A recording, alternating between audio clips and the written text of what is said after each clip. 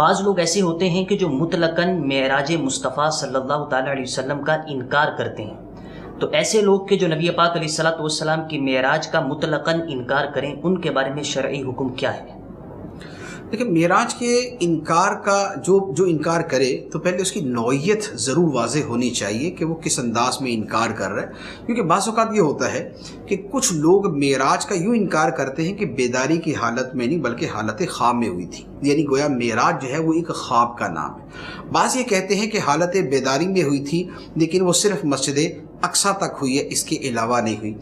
بعض لوگ وہ ہیں جو اصلاً ہی اس کا انکار کرتے ہیں کہ یہ کوئی قصہ کہانی ہے ہی نہیں، یہ ایسی من گھڑت معاذ اللہ چیز ہے، تو لہذا مختلف افراد کے اعتبار سے احکام مختلف ہے۔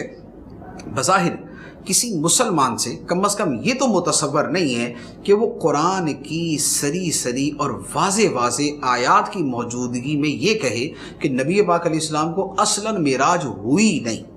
یہ تو کم از کم جو ہے یہ کسی کلمہ گو سے اور قرآن کو ماننے والے سے متصور نہیں ہے، اگرچہ آج کے زمانے میں لوگ ساری حدود بھی پار کر جاتے ہیں اور کچھ ایسے ہو سکتا ہے کہ مل ہی جائیں، لیکن بہرحال حکم یہ ہے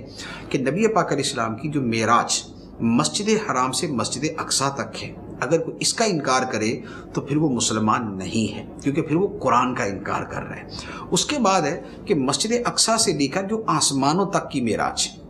جو آسمانوں تک کی معراج ہے، اس کے بارے میں احادیث مشہورہ، احادیث کثیرہ بڑی کثرت کے ساتھ ہیں۔ کثیر صحابہ کرام سے 20 روایتیں اس حوالے سے موجود ہیں۔ تو جو ان چیزوں کا انکار کرے اور مشاہدہ اور معراج کے اس حصے کا انکار کرے تو علماء نے فرمایا کہ یہ گمراہ ہے، کیونکہ یہ احادیث مشہورہ کا انکار کر رہا ہے تو یہ گمراہ ہے۔ تیسری بات آ جاتی ہے کہ اب اس کے بعد جو وراء الورا معراج کی صورت ہے کہ نبی پاک علیہ الصلوۃ والسلام نے رب کا دیدار کیا، بالائے عرش گئے، یہ وہ معاملات ہیں کہ جو اخبار آحاد سے ثابت ہیں اور جن کے بارے میں علماء نے یہ فرمایا ہے کہ اگر کوئی ان کا انکار کرتا ہے تو چونکہ وہاں پر تعویلات کی صورتیں بھی پائی جاتی ہیں اور وہاں پر صحابہ ہی سے دوسرے اقوال بھی مذکور ہیں، تو لہذا اس کا انکار کرنا خطا میں آئے گا، لیکن اس کے اوپر فسق کا یا گمراہی کا یا کفر کا حکم نہیں ہوگا۔